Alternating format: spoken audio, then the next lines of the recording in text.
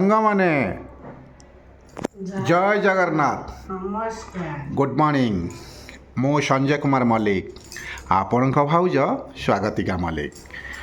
ଆମ YouTube channel ତରଫରୁ ଆପଣମାନଙ୍କୁ ସ୍ୱାଗତ ଜଣାଇ ଆଜି ଆରମ୍ଭ କରୁଛୁ ସୁନ୍ଦର ମିଠା ମିଠା ମଜାଦାର ଢଗ ପ୍ରଶ୍ନ।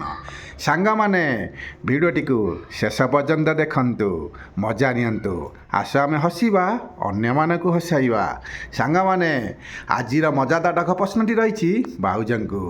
ପ୍ଲିଜ୍ ଯଦି ଆମ ଚ୍ୟାନେଲକୁ ନୂଆ ଆସିଥାନ୍ତି ସବସ୍କ୍ରାଇବ୍, ଲାଇକ୍, କମେଣ୍ଟ, ସେୟାର କରିଦିଅନ୍ତୁ ଏବଂ ଏହିଭଳି ଢଗ ପ୍ରଶ୍ନ ଦେଖିବାର ସୁଯୋଗ ନିଅନ୍ତୁ।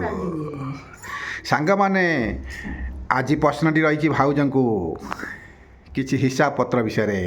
ଯଦି ଭାଉଜ ହିସାବଟି ନ କରିପାରିଲେ ପ୍ଲିଜ୍ କମେଣ୍ଟ ବକ୍ସରେ ଲେଖିଦେବେ, କାରଣ ଆପଣମାନେ ଆମର ବେଷ୍ଟ ଫ୍ରେଣ୍ଡ, କେବେ ହେଲେ ଅବହେଳା କରିବେନି ବୋଲି ଆଶା ଓ ବିଶ୍ୱାସ ରଖିଛୁ। ଯାଉ ସାଙ୍ଗମାନେ, ପ୍ରଥମ ଢଗ ପ୍ରଶ୍ନଟି ମୁଁ ଷ୍ଟାର୍ଟ କରିଦେଉଛି। ଭାଉଜ ଆମର କ'ଣ ହିସାବ କରୁଛନ୍ତି, ଖାଲି ଭିଡ଼ିଓଟିକୁ ଦେଖିନିଅନ୍ତୁ ଶେଷ ପର୍ଯ୍ୟନ୍ତ। ଏହିଭଳି ମଜାଦାର ଭିଡ଼ିଓ ଦେଖନ୍ତୁ, ମଜା ନିଅନ୍ତୁ। ତାହେଲେ ସାଙ୍ଗମାନେ ପ୍ରଥମ ଢଗ ପ୍ରଶ୍ନଟି ଭାଉଜଙ୍କୁ ରହିଲା। ଭାଉଜ ଆମର କ'ଣ ଉତ୍ତର ଦେବେ ଖାଲି ଶୁଣନ୍ତୁ। କହିଲ ଦେଖି, ଏକ ସଂଖ୍ୟାକୁ 7ରେ ଗୁଣନ କରି 14 ମିଶାଇଲେ 98 ହୁଏ, ତେବେ ସଂଖ୍ୟାଟି କେତେ? ଏକ ସଂଖ୍ୟାକୁ 7ରେ ଗୁଣନ କରି 14 ମିଶାଇଲେ ଯଦି ସଂଖ୍ୟାଟି 98 ହୁଏ, ତାହେଲେ ସଂଖ୍ୟାଟି କେତେ? ଦେଖାଯାଉ ସାଙ୍ଗମାନେ ଭାଉଜ ଆମର କ'ଣ ଉତ୍ତର ଦେଉଛନ୍ତି। ଏକ ସଂଖ୍ୟାକୁ 7ରେ ଗୁଣନ କରି 14 ମିଶାଇଲେ 98 ହୁଏ, ତେବେ ସଂଖ୍ୟାଟି କେତେ?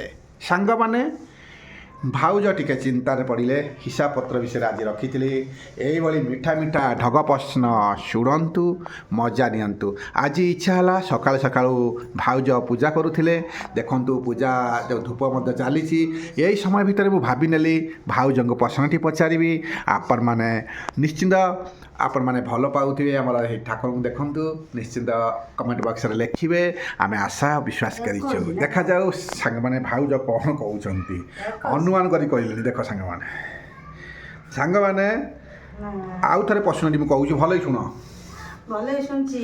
ଏକ ସଂଖ୍ୟାକୁ 7ରେ ଗୁଣନ କରି 14 ମିଶାଇଲେ 98 ହୁଏ, ତେବେ ସଂଖ୍ୟାଟି କେତେ? ଭାଉଜଙ୍କୁ ପ୍ରଶ୍ନ। ଦେଖନ୍ତୁ ସୁନ୍ଦର ପ୍ରଶ୍ନଟି ମୁଁ ପଚାରିଛି, ଭାବିଚିନ୍ତି ରହିଥିଲି ଭାଉଜଙ୍କୁ ଏ ପ୍ରଶ୍ନଟି ପଚାରିବି। ଯାହା ହଉ ଏ ପୂଜା କାମ ଯେତେବେଳେ ସରିଗଲା ଭାଉଜଙ୍କର, ଏହି ସମୟ ଭିତରେ ମୁଁ ପ୍ରଶ୍ନଟି ଭାଉଜଙ୍କୁ ପଚାରି ଦେଉଛି। ଦେଖାଯାଉ ସାଙ୍ଗମାନେ ଭାଉଜ ତ ଚିନ୍ତାରେ ପଡ଼ିଲେଣି। ଟିକେ ଉପରକୁ ନେଇ କୁହ ସାଙ୍ଗମାନେ, ଏ ପ୍ରଶ୍ନର ମୁଁ ଉତ୍ତରଟି କହିପାରୁନି, ଆପଣମାନେ ମୋତେ ଟିକେ ହେଲ୍ପ କରନ୍ତୁ। କୁହ ତମ ପାଟିରେ କୁହ। ସାଙ୍ଗମାନେ ଶୁଣିଲେ ସିନା ତୁମକୁ ହେଲ୍ପ କରିବେ, ଆଉ ତୁମେ ନ କହିବ। ଯଦି ତୁମକୁ ଭୋକ ଲାଗିଲାନି, ତୁମକୁ ଭୋକ ଲାଗୁଛି, ଯଦି ତୁମେ ନ କହିବ ତୁମକୁ କିଏ ଜାଣି ତୁମକୁ ଭୋକ ଲାଗେ ଖାଇବାକୁ ଦେବ? ମୁଁ କହିଲେ କ'ଣ ହେବ? ତମେ କୁହ ସାଙ୍ଗମାନେ, ଏ ପ୍ରଶ୍ନର ଉତ୍ତର ମୁଁ ଦେଇପାରୁନି, କିନ୍ତୁ ଆପଣମାନେ କମେଣ୍ଟ ବକ୍ସରେ ଲେଖିଦିଅନ୍ତୁ। କମେଣ୍ଟ ବକ୍ସଟି କ'ଣ କରିଛ? ଖୋଲା ରଖିଛ, କିନ୍ତୁ ପୂରଣ କରିଦିଅନ୍ତୁ। ସାଙ୍ଗମାନେ ଭାଉଜ ବହୁତ ଖୁସି ଅଛନ୍ତି, ଦୁଃଖ କରୁନାହାନ୍ତି, କିନ୍ତୁ ପ୍ରଶ୍ନର ଉତ୍ତର ନ ଦେଇପାରିଲେ କ'ଣ ହେବ? କିନ୍ତୁ ଆପଣମାନେ ଆମ ସପୋର୍ଟରେ ଅଛନ୍ତି। ଆମକୁ ଆପଣମାନେ ବହୁତ ସପୋର୍ଟ କରୁଛନ୍ତି। ଆପଣଙ୍କ ସପୋର୍ଟ ଆମ ପାଇଁ ନିହାତି ଦରକାର। ସାଙ୍ଗମାନେ ଅପେକ୍ଷା ନ କରି କମେଣ୍ଟ ବକ୍ସରେ ଲେଖିଦିଅନ୍ତୁ ସଂଖ୍ୟାଟି କେତେ ହେବ। କିନ୍ତୁ ସାଙ୍ଗମାନେ ଆପଣମାନେ ଭଲ ଭାବରେ ବୁଝିପାରିଲେ ତ? ନିଶ୍ଚିନ୍ତ ବୁଝିପାରିଥିବେ। ପ୍ରଶ୍ନଟି ଥିଲା ଏକ ସଂଖ୍ୟାକୁ 7ରେ ଗୁଣନ କରି 14 ମିଶାଇଲେ 98 ହୁଏ, ତେବେ ସଂଖ୍ୟାଟି କେତେ? ଆପଣମାନେ ଭଲ ଭାବରେ ବୁଝିପାରିଥିବେ ସାଙ୍ଗମାନେ, ଏବଂ କମେଣ୍ଟ ବକ୍ସଟି ଖୋଲା ରଖିଛୁ, ପୂରଣ କରିଦିଅନ୍ତୁ। ତାହେଲେ ସାଙ୍ଗମାନେ ଭାଉଜ ବି ଆଙ୍ଗୁଳି ଗଣୁଛନ୍ତି। ଦେଖନ୍ତୁ ଆଙ୍ଗୁଳି ଗଣା ଦେଖିଦେବା। ଦେଖନ୍ତୁ ସାଙ୍ଗମାନେ ଆଙ୍ଗୁଳି ଗଣୁଛନ୍ତି, କିନ୍ତୁ ଉତ୍ତରଟି ପାଉନାହାନ୍ତି। କ'ଣ କରିବା? ଏଇଭଳି ଢଗ ପ୍ରଶ୍ନ ଶୁଣନ୍ତୁ, ମଜା ନିଅନ୍ତୁ। ଆସ ଆମେ ଡେଲି ଅପଲୋଡ଼ କରୁଛୁ ସାଙ୍ଗମାନେ ଏଇଭଳି ମଜାଦାର ଢଗ ପ୍ରଶ୍ନ। ଆପଣମାନେ ଦେଖନ୍ତୁ, ମଜା ନିଅନ୍ତୁ, ଆମେ ହସିବା, ଅନ୍ୟମାନଙ୍କୁ ହସାଇବା। ଏଥିରେ କିଛି ଶିଖିବା, ଜାଣିବା, ଏଥିରେ ସାଧାରଣ ଜ୍ଞାନ ଅଛି, ଜେନେରାଲ ନଲେଜ। ଆଧାରିତ ଅନେକ କିଛି ଅଛି ସାଙ୍ଗମାନେ। ପ୍ଲିଜ୍ ସାଙ୍ଗମାନେ ଚ୍ୟାନେଲକୁ ନୂଆ ଆସିଥିଲେ କରିଦିଅନ୍ତୁ ସବସ୍କ୍ରାଇବ୍, ଏଇଭଳି ମଜାଦାର ଭିଡ଼ିଓ ଦେଖିବାର ସୁଯୋଗ ନିଅନ୍ତୁ। ତାହେଲେ ଭାଉଜଙ୍କ ପାଖକୁ ଟିକେ ଚାଲିଯିବା। ଭାଉଜ ଆମର ଯାଉ ଗଣି ସାରିଲେଣି, ଉତ୍ତରଟି ପାଉନାହାନ୍ତି। ତାହେଲେ ସେକେଣ୍ଡ ପ୍ରଶ୍ନରେ ଏବେ ଯିବା।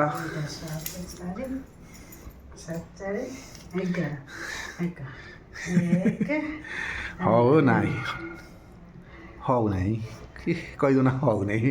ଭାଉଜଙ୍କ ହସ ଦେଖ କେତେ ଖୁସିରେ ହସୁଛନ୍ତି, କିନ୍ତୁ ହଉ ନାହିଁ। ଆଉ ତାହେଲେ ସେକେଣ୍ଡ ପ୍ରଶ୍ନଟି ଆଉ ଟିକେ ସାଧା କରିଦେବା। ଭାଉଜ କ'ଣ କହୁଛନ୍ତି ଦେଖିବା। କହିଲ ଦେଖାଯାଉ ସାଙ୍ଗମାନେ। ତମ ପାଖରେ 150 ଟଙ୍କା ଅଛି। ତମ ପାଖରେ କେତେ ଟଙ୍କା ଅଛି? ତାହେଲେ ତମ ଭଉଣୀକୁ 5 ଟଙ୍କା ତମଠାରୁ ଅଧିକା ଦେବ। ତମର କେତେ ଟଙ୍କା ଏବଂ ତମ ଭଉଣୀରେ କେତେ ଟଙ୍କା? ତମ ପାଖରେ 150 ଟଙ୍କା ଅଛି, କିନ୍ତୁ ତମ ଭଉଣୀ ତମଠାରୁ 5 ଟଙ୍କା ଅଧିକା ନେବ। କିନ୍ତୁ ତମର କେତେ ଟଙ୍କା ଏବଂ ତମ ଭଉଣୀରେ କେତେ ଟଙ୍କା ହେବ? ଏଇଟା ଟିକେ ସାଧା ଅଛି ସାଙ୍ଗମାନେ। ଦେଖାଯାଉ ଭାଉଜ କ'ଣ ଉତ୍ତର ଦେଉଛନ୍ତି। ଆଙ୍ଗୁଳି କ'ଣ ଚାଲିବ? 150 ସାଙ୍ଗମାନେ ଭାଉଜ କହୁଛନ୍ତି 155 ଆଉ 150। ଟୋଟାଲ୍ 150 ତମ ପାଖରେ ଅଛି। 2 ଭଉଣୀ ବାଣ୍ଟିକି ନେବ। ତମ ଭଉଣୀଠାରୁ ନା ତମଠାରୁ ତମ ବଡ଼ ଭଉଣୀ 5 ଟଙ୍କା ଅଧିକା ନେବ। ତମର କେତେ ଟଙ୍କା, ତାଙ୍କର କେତେ ଟଙ୍କା ପ୍ରଶ୍ନ ନାହିଁ। ତମ ପାଖରେ 150 ଟଙ୍କା ଅଛି। 2 ଭଉଣୀ ବାଣ୍ଟିକି ନେବ, କିନ୍ତୁ ତମ ବଡ଼ ଭଉଣୀ ତମଠାରୁ 5 ଟଙ୍କା ଅଧିକା ନେବ। ତମ ପାଖରେ କେତେ ଟଙ୍କା ଏବଂ ତମ ଭଉଣୀ ପାଖରେ କେତେ ଟଙ୍କା ହେବ? ସାଙ୍ଗମାନେ ଭାଉଜ ଆମର ଉତ୍ତରଟି ଦେବେ। ଇଏ କି ପୁରୁଣା ପ୍ରଶ୍ନଟି। ଏ ପ୍ରଶ୍ନ ଉତ୍ତର ଭାଉଜ କ'ଣ ଦେଉଛନ୍ତି ଆପଣମାନେ ଦେଖନ୍ତୁ, ମଜା ଦିଅନ୍ତୁ। କୁହ କୁହ କୁହ ସାଙ୍ଗମାନେ। ଏ ପ୍ରଶ୍ନର ମଧ୍ୟ ଉତ୍ତରଟି ମୁଁ ପାଉନାହିଁ। ଦେଖନ୍ତୁ ଭାଉଜ ଟିକେ ପାଖକୁ ଦେଖେଇଦେବା। 50 ହେଇଗଲା, କେତେ 100 ହେଇଗଲା, ଆଉ 50କୁ 25 ହେଲା ବେଳକୁ କ'ଣ କରାଯିବ ସାଙ୍ଗମାନେ। ସାଙ୍ଗମାନେ ଏଇଭଳି ମଜାଦାର ଢଙ୍ଗ ପ୍ରଶ୍ନ ଶୁଣନ୍ତୁ, ମଜା ନିଅନ୍ତୁ। ଆଶା ଆମେ ଦେଖିବା। ଆମେ ଡେଲି ଅପଲୋଡ଼ କରୁଛୁ ସାଙ୍ଗମାନେ ଏଇ ଟାଇପ୍ର ମଜାଦାର ଭିଡ଼ିଓ। ଏଥିରେ କିଛି ଶିଖିବେ, ଜାଣିବେ, ହିସାବ ପତ୍ର ବିଷୟରେ ଜାଣିପାରିବେ। ଭାଉଜ ଆମର ପରିବା ପାଇଁ ଯାଆନ୍ତି, କିନ୍ତୁ ସେଥିପାଇଁ ମୁଁ ଅନେକ ଭିଡ଼ିଓ ଏଭଳି ବନାଉଛି ଯେ କି ତାଙ୍କର ଆଇଡ଼ିଆଟି ବଢ଼ିବ, କିଛି ଜାଣିପାରିବେ। 10 ଟଙ୍କା ଅଧିକା ହେବ। ଦେଖନ୍ତୁ ସାଙ୍ଗମାନେ ଭାଉଜ କ'ଣ କହୁଛନ୍ତି କିନ୍ତୁ କହିପାରୁନାହାନ୍ତି। ତାହେଲେ ସାଙ୍ଗମାନେ ଆଜିର ଏଇ ଢଗ ପ୍ରଶ୍ନଟି କେମିତି ହେଲା ଆପଣମାନେ ନିଶ୍ଚୟ ଜଣାଇବେ। ପ୍ଲିଜ୍ କମେଣ୍ଟ ବକ୍ସରେ ଲେଖିଦିଅନ୍ତୁ। ଭାଉଜଙ୍କ ମୁଣ୍ଡରେ ପଶିବ। ଭାଉଜ ମୁଣ୍ଡରେ ହାତ ଦେଲେଣି, କିନ୍ତୁ ଉତ୍ତରଟି ପାଉନାହାନ୍ତି।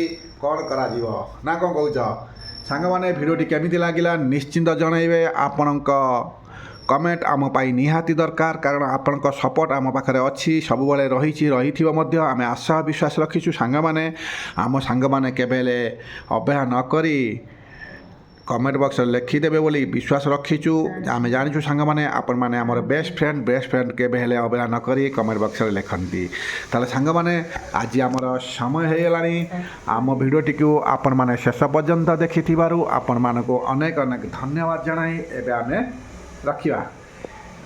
ଭାଉଜ ମୁଣ୍ଡ ଟୁଙ୍ଗା ଦେଉଛନ୍ତି। ଆପଣମାନେ ଦେଖିପାରୁଥିବେ ଉତ୍ତରଟି ପାଇନାହାନ୍ତି, ଦୁଃଖ କରୁଛନ୍ତି। କିଛି ଦୁଃଖ କରିବାର ନାହିଁ। ତାହେଲେ କମେଣ୍ଟ ବକ୍ସ ଆସିଲା ପରେ ଭାଉଜ ଟିକେ ଖୁସି ହେଇଯିବେ, ଯାହା ଉତ୍ତର ଠିକ୍ ଆସିଛି ବୋଲି ଭାବି ନେବେ। ତାହେଲେ ସାଙ୍ଗମାନେ ଏବେ ଆମେ ରହୁଛୁ, ଆଗାମୀ ଭିଡ଼ିଓକୁ ଅପେକ୍ଷା ରୁହନ୍ତୁ ନା କ'ଣ କହୁଛ? ତାହେଲେ ରହିଲୁ ସାଙ୍ଗମାନେ। ଜୟ ଜଗନ୍ନାଥ, ନମସ୍କାର।